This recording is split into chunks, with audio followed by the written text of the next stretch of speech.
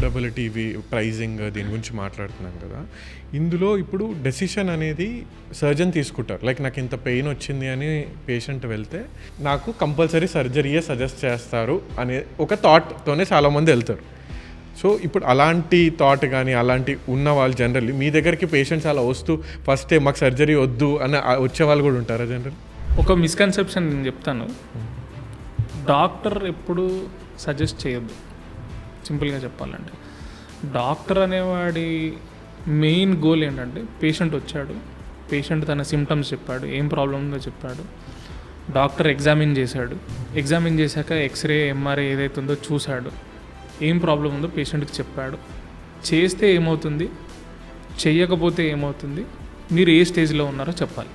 Decision ఎప్పుడు పేషెంటే తీసుకోవాలి. Doctor అనేవాడు పేషెంట్కి నువ్వు ఇవ్వు రోజు చేసుకోవాలి, లేకపోతే ఈ డోర్ దాటితే నీ కాలు చేతులు పడిపోతాయి, నీ కాళ్ళు పడిపోతాయి, ఇట్లా అంటే ఆబ్వియస్లీ నమ్మాల్సిన అవసరం మీకైతే లేదు, ఎవరికి లేదు, అసలు అట్లా చెప్పకూడదు. సో డెసిషన్ మేకింగ్ అనేది మిస్కన్సెప్షన్. నేను చెప్తున్నాను, డెసిషన్ మేకింగ్ అనేది డాక్టర్ చేతుల్లో లేదు, ఉండొద్దు కూడా. ఒక ట్రూ డాక్టర్, జెన్యూన్ డాక్టర్ అయితే డాక్టర్ ఎప్పుడు డెసిషన్ తీసుకోడు. మీకు ఈ ప్రాబ్లం ఉంది, మీరు ఇది చేస్తే బెటర్, మీ లైఫ్ స్టైల్కి మీ పాకెట్కి ఏది సూట్ అవుతుంది మీరు డెసిషన్ తీసుకోండి, అంతే. సో ఖచ్చితంగా ఇది చేసుకోవాలంటే ఇప్పుడు డెఫినెట్లీ ప్రతి పేషెంట్ తెలివైనవాడే. ఏ పేషెంట్ కూడా ఒక్క డాక్టర్ దగ్గరికి వెళ్ళి డెసిషన్స్ అయితే తీసుకోడు. నా దగ్గరకు వచ్చే పేషెంట్స్ కూడా, లేకపోతే నన్ను చూసిన పేషెంట్ కూడా వేరే డాక్టర్ దగ్గరికి వెళ్ళొచ్చు.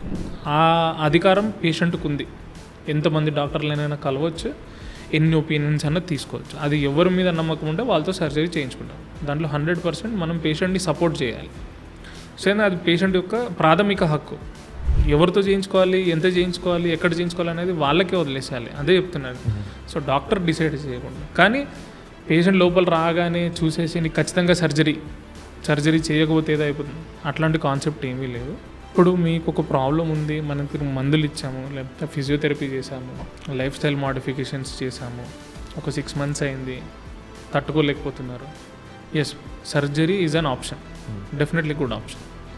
లేదు, నేను ముందు చెప్పినట్టుగా మూత్రం మోషన్ కంట్రోల్ తప్పుతుంది, then definitely yes, it is an urgent situation where you need surgery. అంటే ఇప్పుడే చేసుకోవాలి, ఇంకో గంటలో చేసుకోవాలి, అదేం లేదు. వెళ్ళి ఫ్యామిలీతో డిస్కస్ చేసుకొని డాక్టర్ ఇలా అన్నారు, ఈ ప్రాబ్లం ఉంది, సర్జరీ చేసుకోవాలి, ప్లాన్ చేసుకోండి. ఈ 2-3 daysలో ప్లాన్ చేసుకోండి. మరి ఎమర్జెన్సీ లైఫ్ థ్రెటనింగ్ లాంటిది కాదు. లైఫ్ థ్రెటనింగ్ ఏం కాదు, కానీ మరీ వెయిట్ చేస్తే కూడా అది పర్మనెంట్ డ్యామేజ్ అయ్యే అవకాశాలు కూడా ఉన్నాయి కొన్ని సిట్యుయేషన్స్. ఇప్పుడు అన్నాను కదా, ఇప్పుడు ఫుడ్ డ్రాప్ వచ్చింది అంటే ఒక కాలు పడిపోయింది, పాదం పైకి కిందికి లెగట్లేదు, లేకపోతే చెయ్యిలో వీక్నెస్ వచ్చింది, చెయ్యి నేను రాయలేకపోతున్నాను, పట్టుకోలేకపోతున్నాను. సో ఈ డ్యామేజెస్ పర్మనెంట్ అయ్యే అవకాశాలు కూడా చాలా ఉన్నాయి. So timely decision making is also important. Door దాటగానే ఫిక్స్ అవ్వాల్సిన అవసరం ఏమీ లేదు. ఇంటికి వెళ్ళి డిస్కస్ చేసుకోండి, ప్రాబ్లం ఏముందో మీకు డాక్టర్ అర్థమయ్యేలా చెప్పాడు, ఓకే. లేకపోతే వేరే డాక్టర్ని వెళ్ళి కలవండి, ఆయన అర్థమయ్యేలా చెప్పాడు, మీకు కాన్ఫిడెన్స్ ఉంది, చేయించుకోండి, అట్లేం ప్రాబ్లం లేదు. కానీ ప్రాణాలు పోయే స్టేజ్ అయితే ఏమీ లేదు.